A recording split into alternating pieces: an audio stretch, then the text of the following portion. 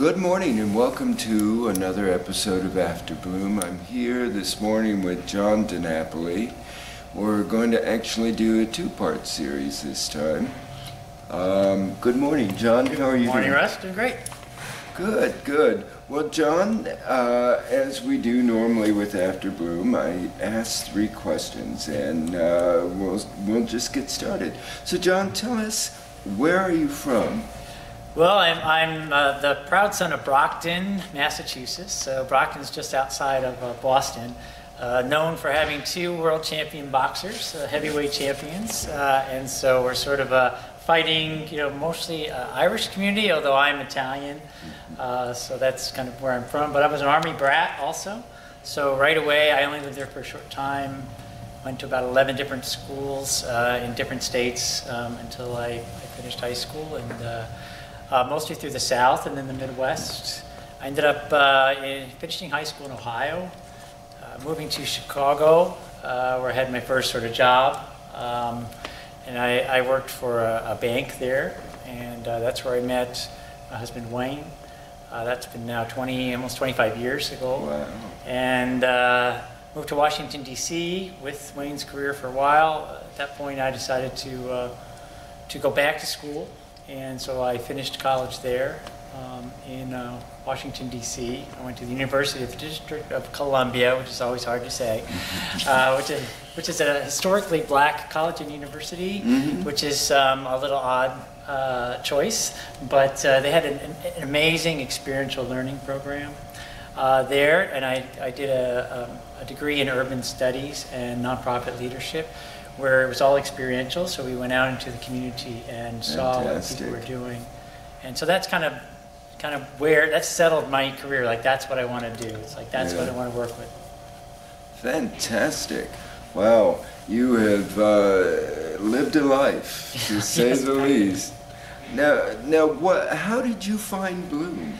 Well, we had been coming out here, actually, both Wayne and I independently had been in the Coachella Valley for work. At that time, I was managing the lobbying office for the National Council of Community Hospitals. And they have a big hospital event done in Rancho Mirage. And so I came the first time, and I really loved it. I just liked, obviously it was warm, it was winter, and I was like, oh, this is great. And then Wayne had an opportunity to come. And actually, how Wayne came is I couldn't convince him to come because he wasn't that interested in the desert. But so we have a bit of a joke. I was running this meeting and I put him on as a speaker on the meeting schedule. Now he was working in healthcare at the time also, so he did fit. But it's how I got him to come to the desert. Now he has since been and enjoyed it also. So we started coming back for vacations, and we are maybe an odd couple in the fact that we like to look for churches sometimes when we're on vacation. We feel odd on a Sunday morning to just be home. And so we started coming to Bloom just on vacation. And then when the opportunity to marry in California came up the first time, in the short window of time, we decided to look to get married. And at the time we were Presbyterians at a Presbyterian church, but the Presbyterian church would not marry us here. Even though they were, nationally open to marriage, but this church wouldn't marry us. And so Rev Kev was open with some premarital counseling, which we did with him and met and talked. And so we got married here. And then when it was time to decide for Wayne wanted to retire and a place to move, a church was so important to us that we looked at some other areas and we kept coming back to here, not just the weather, but this fellowship. Yes. That's what brought us. Bloom is, I hear that time and time again. Bloom is such a unique place. The fellowship here is like none other. People go home to their home states and they can't wait to get back because it feels so different when you come to Bloom on a Sunday. It feels like you have finally come home. Absolutely. Yeah, we sort of joked the fact that we did look at some other places to retire to, and what we realized is even though we hadn't lived here yet, exactly that, we already had a home. We already had a home waiting for us here. We just, had to just step up into it, make the drive across country, which we're glad we did. And we're glad you guys did too. Now, what does Bloom inspire in you? Well, we talked about the welcome, and I know a lot of people mention the welcome, and the welcome, that extravagant welcome, is absolutely genuine.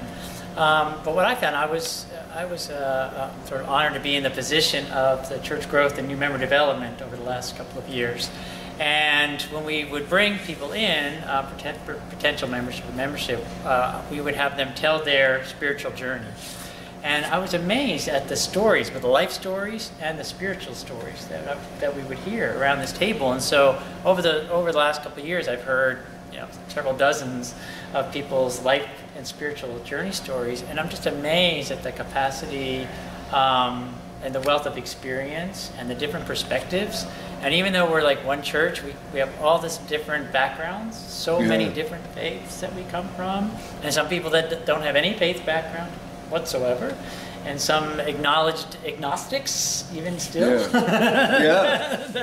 But yet they belong to Bloom. And I'm just so inspired that people from such different backgrounds can come together. I mean, you look at society today, very fragmented, segmented. Politics is this and that. You have to believe this, you have to believe that. And here we have people who maybe believe all different things, but say, but for this purpose, we're going to come together. And that just inspires me. Yeah, that is very inspirational to have people just,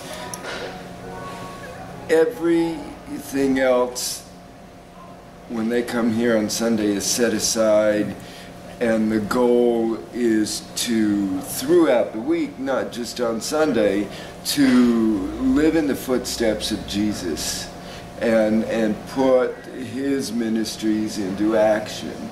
And that's the beautiful thing about Bloom, I find, is I've been to other churches and they worship Jesus, but they don't live him. And that's the big difference I find at Bloom. It is, and it's amazing to learn what other people are doing throughout the week. And so we can touch, some of us stay together throughout the week and some only when we're here. But one of the things that I kind of relate to, I was a musician earlier on as more of a hobby than anything. And I think of that, like we all bring a different instrument here. And so, but yet when we all come together, we play this beautiful, like, orchestra music. Independently it's just a flute or just a violin or just whatever it is. But when we all come together in this moment, we play this just amazing. It becomes a symphony. A symphony. Yes. It's truly a symphony of community, and it's just, So as the same way a symphony inspires me with all these individual voices, and I felt that way as a musician, to sit in a group of musicians and my little trombone just being my own thing, and then suddenly I'm like, oh my God, I'm part of this giant thing. Yes, I know what you mean. I was a musician too. I was a flautist and a violinist. So, yes, I get what you're saying. Well, John, it's been excellent talking to you here this morning. Thank you. And we're going to have another conversation with John next Sunday. So stay tuned. And if you can't be with us this Sunday in spirit, please be with us or in person, please be with us in spirit. And keep us in your prayers as we keep you in your prayers. And thank you for joining us on this episode of After Bloom. Thank you.